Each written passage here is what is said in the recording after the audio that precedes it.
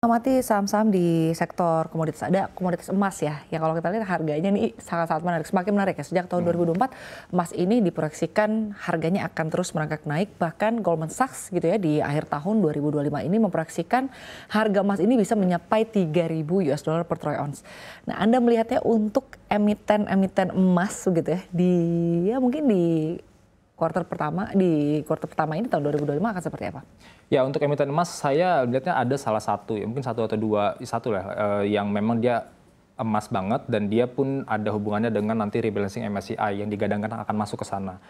Rebalancing MSCI ini di sekitar 11 Februari, tapi efektif date-nya di awal Maret bulan depan gitu ya. Jadi saham ini mungkin nanti bisa dicari juga saham apa, dia punya korelasi dengan emas dan juga dia kelihatannya akan masuk juga ke MSCI, meskipun belum tentu, tapi ada rumornya seperti itu. Jadi itu bisa dicermati untuk saham tersebut.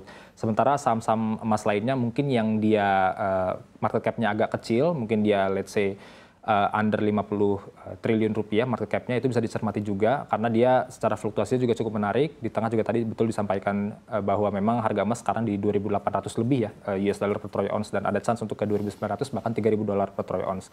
Jadi saham-saham yang seperti itu. Sementara kalau untuk saham yang memang dia besar yang kita sudah tahu market cap-nya dia gede, dia itu emas itu memang menjadi salah satu bisnisnya juga, real bisnisnya, tapi ternyata bukan hanya emas saja, tapi juga ada sektor bisnis lain yang dijalankan, yang mana itu juga porsi terhadap revenue-nya juga cukup besar. Jadi dampak harga emas yang mungkin 2.800, 2.900 dolar ini terhadap saham emas ini gitu yang besar yang kita tahu ini mungkin tidak sepositif correlation dengan saham yang memang dia emiten ini nggak sebesar saham tersebut gitu kira-kira gitu. Jadi kita bisa cermati yang memang dia punya revenue stream dari goldnya itu memang major gitu, itu yang bisa dicermati. Baik, nah kalau valuasi sendiri begitu, Anda sendiri melihatnya valuasinya ini apakah akan terus merangkak naik atau seperti apa? Untuk valuasi saham dari emiten emas?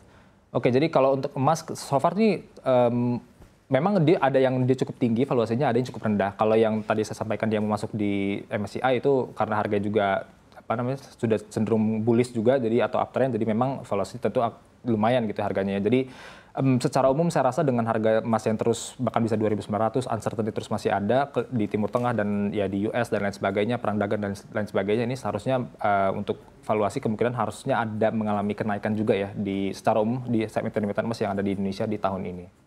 Baik, lalu selanjutnya kalau Anda sendiri melihatnya begitu untuk saham di emiten konstruksi begitu, ini seperti apa sih?